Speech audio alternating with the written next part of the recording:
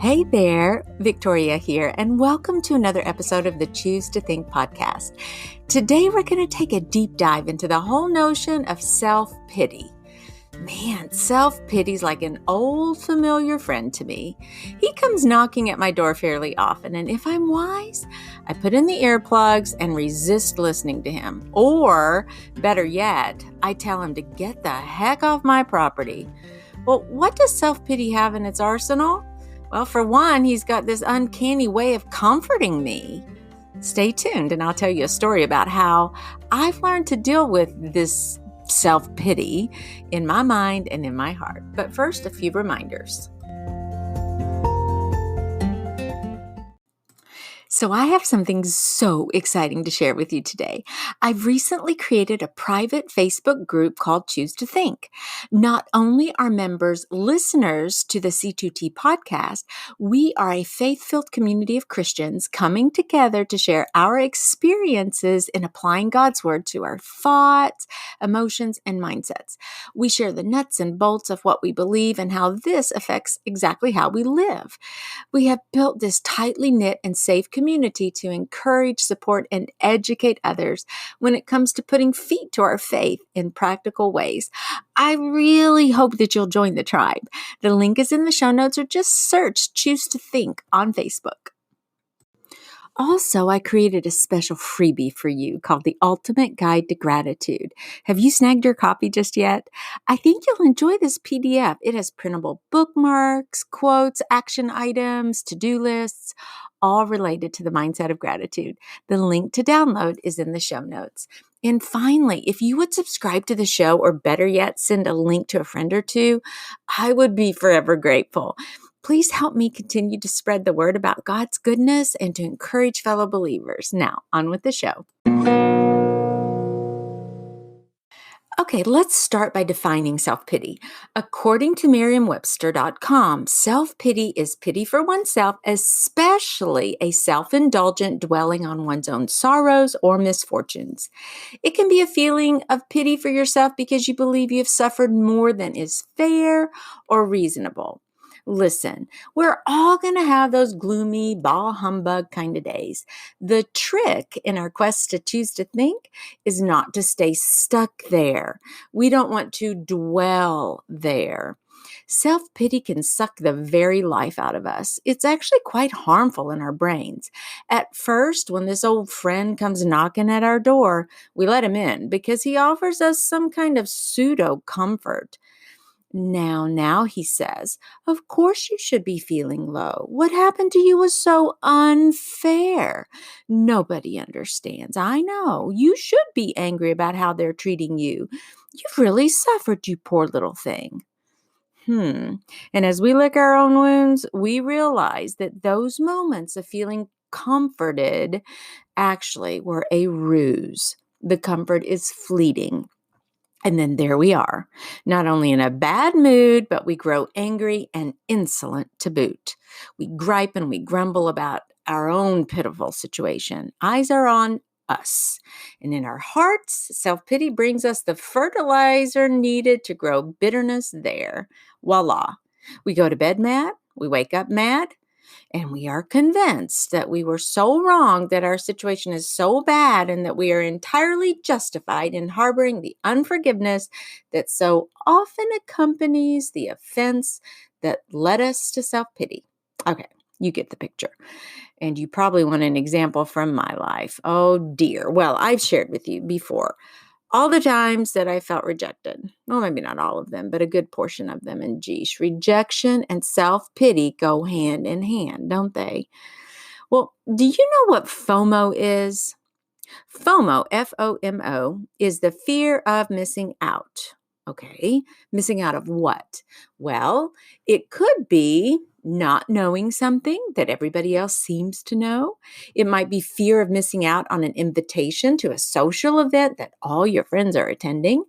It may be fear of missing an important event in the life of your family member or close friend. It could be fear of missing out on a great deal online, a discount on something that you may want. Marketers use FOMO all the time to help future clients jump on the bandwagon of what they're selling. Only 2 days left. Better get on, better buy. Well, now let's say that you do miss out on something. Somehow you weren't in the loop, so to speak. This has happened to me a few times. Here's the story. A few years ago, a fairly close friend was planning her daughter's wedding. We had run in the same circles for years, and although our kids grew up together and we were in homeschooling co-ops, our kids really weren't that close, especially as they matured and went on to college. Well, one day, I heard that my friend's daughter was getting married. Our common friends were chatting about this, and I had no reason to suspect that I wouldn't receive an invitation too. Well, I kept waiting and waiting. It didn't help that a mutual friend kept asking me if I'd received the invitation yet. Almost every day, she's like, "Hey, did you get it? Did you get it? Did you get it?" We began to wonder if there was an oversight. I wasn't really sure how to handle it. Needless to say, I found myself engaging in the biggest fit of full-blown self-pity. My mind went to a myriad of negative, toxic thoughts as I convinced myself how absolutely unfair this was. I hated being left out. I stewed and I stewed on this.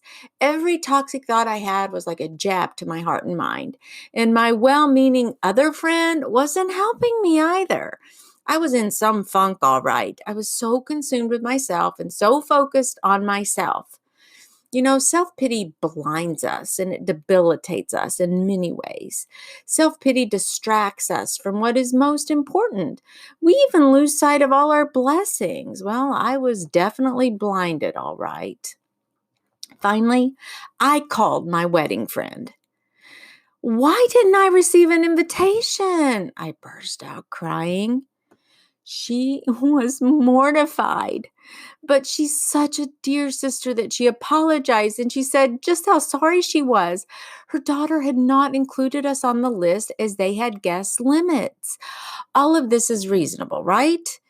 And then it was my turn to experience the fallout from cozying up with Mr. Self-Pity.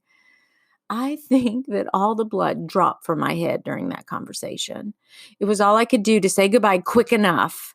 But it gets worse.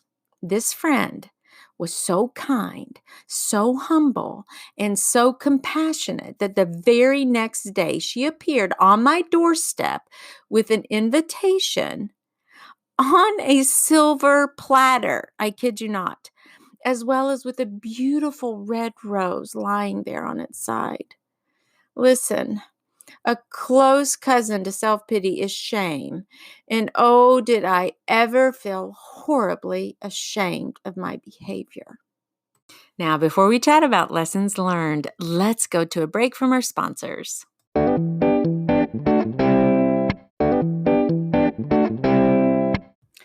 So I learned 4 important lessons from this event. Number 1, if I don't get an invitation to an event I expect to be invited to, it's just okay.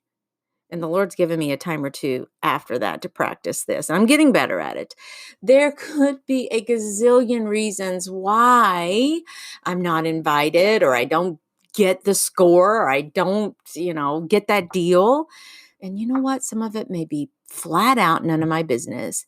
If I focus on myself, my hurts, my FOMO, then I only open the door for self-pity to walk right on into my mind, grab a glass of iced tea, and just sit down and camp out for a while.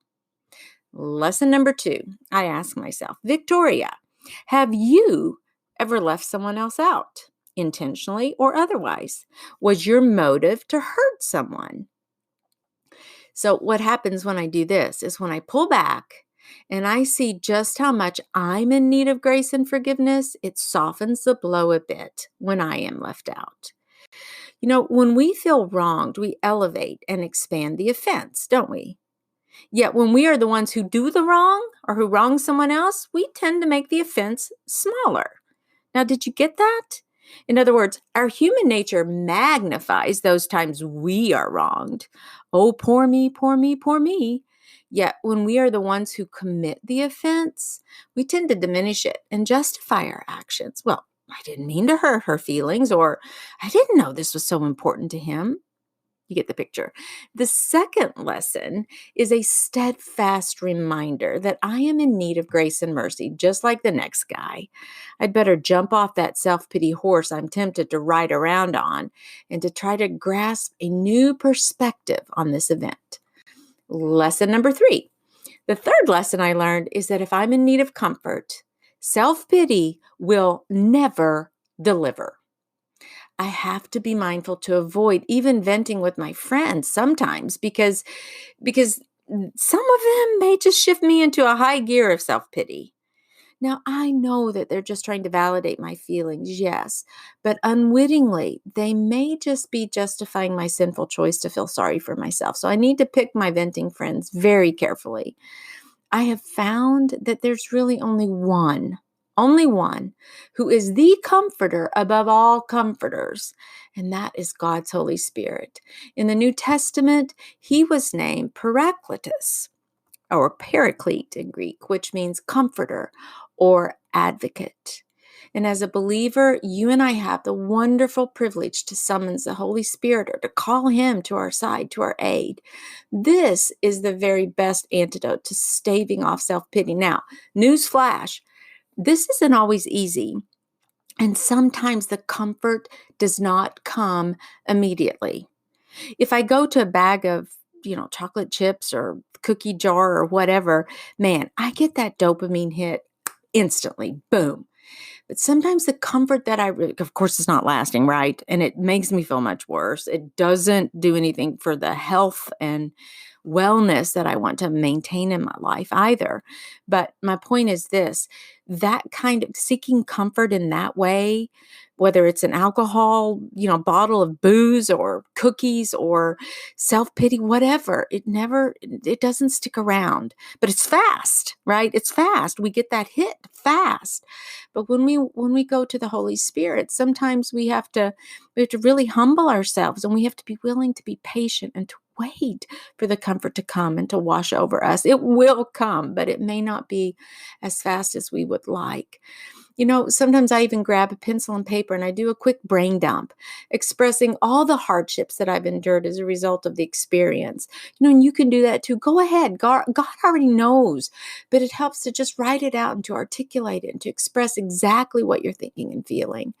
And then you just ask the Spirit to comfort you, to teach you, to even rebuke you if necessary, and to remind you of just how much God loves you. There is no person on earth who loves you anymore. No one.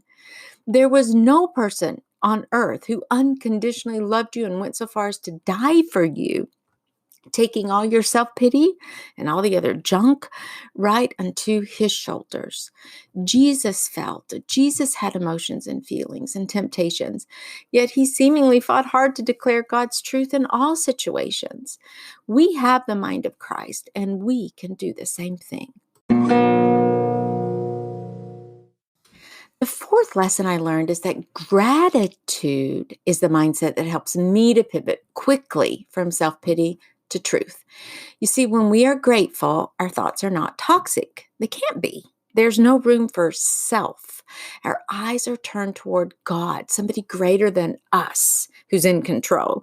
We thank him for our many, many blessings. Even in times of trouble and hardship, there's always something to be grateful for. Our country has been riddled with strife and division, yet we can be grateful to know the truth and to fight for this truth in healthy, productive ways. Light, even the smallest flickering, has a way of dispelling the darkness, doesn't it? With gratitude, we are charged to keep our eyes on God, to forgive, to hope, and to profess the truth to a world that doesn't seem to know it sometimes. We are called to be the light.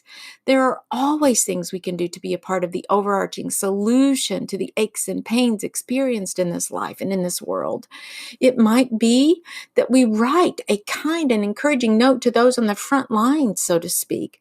Maybe we drop off cookies to a neighbor who struggles with fear and feeling alone. Maybe we write a list of all the things that we're blessed by, and we read that list every single day to orient our minds to the truth and just how grateful we really are. We work really hard to discover a way to encourage, to support, and to speak truth. We may find that we are comforted when we seek to comfort, when we become others focused, others minded. That encourages us in the process. Okay, so to sum up, the 4 lessons are: number 1, understand that you will be left out from time to time, but it's just okay. Don't let self-pity through the front door of your mind. Number 2, remember that you too have probably left someone out in your lifetime. Give the very grace that you've received. Number 3, practice seeking the Holy Spirit for guidance and for lasting comfort that only God can deliver. And number 4, pivot to gratitude. Trust God. Be the light. So what you didn't make the team? So what you didn't get invited or earn the grade you thought you deserved? Trust that God has something else in store for you that is a part of His great plan in His perfect time. And by the way, please remember to download the free PDF, The Ultimate Gratitude Guide. The link is in the show notes. Grab your copy today. And listen, if you're wondering, hey, where's the psalm today? I haven't forgotten it. It's on tap. And I chose our lesson on self-pity precisely because this is a psalm of the opposite. It's of thanksgiving or gratitude. Psalm 100 was commonly used by the Israelites when they celebrated with thanks or when they were giving peace offerings. You'll hear a few admonitions to shout and sing joyfully, to serve with gladness, to give thanks and praise and bless God's name. It's short. It's only 5 verses. Let's listen.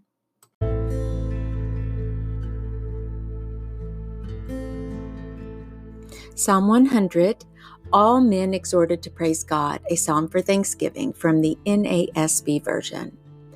Shout joyfully to the Lord, all the earth. Serve the Lord with gladness. Come before Him with joyful singing.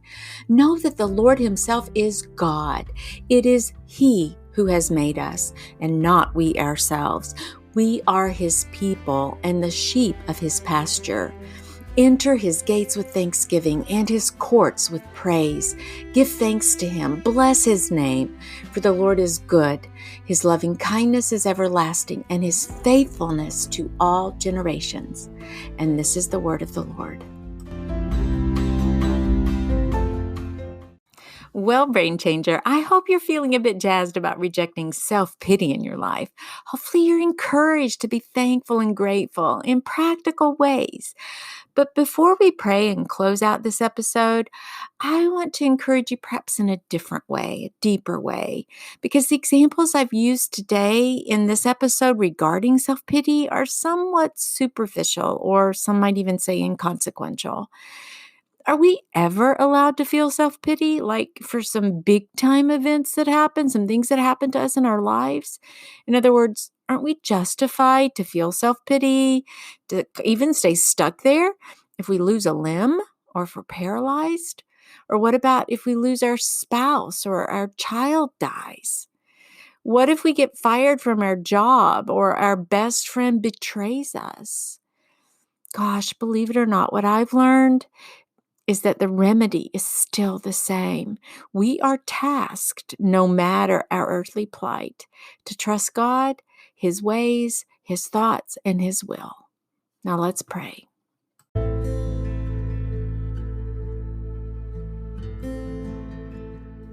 Dear Lord, thank you for your unconditional love and forgiveness, for your faithfulness.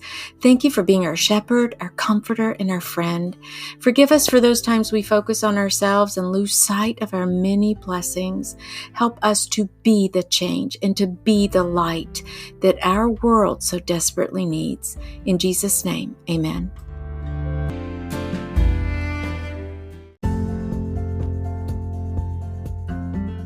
And until next week, Dios primero y que Dios te bendiga. Chao.